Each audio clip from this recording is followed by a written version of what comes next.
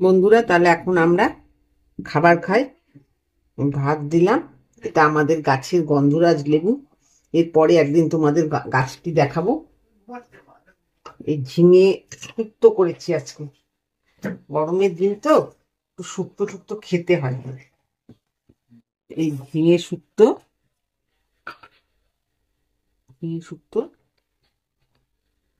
এটা পটল করেছি, লঙ্কা বাটা, টমেটো দিয়ে, লঙ্কা বাটা টমেটো দিয়ে করেছি। একটু মাখা মাখা করেছি, ঝোল রাখিনি বেশি।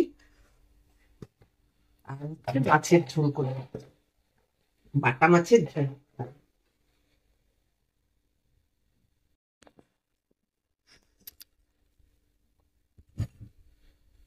করেছি। বাটা মাছের আলু বেগুন দিয়ে, ডাটা দিয়ে, কচি ডাটা দিয়ে বাটা মাছের ঝোল, পাতলা করে ঝোল করেছি।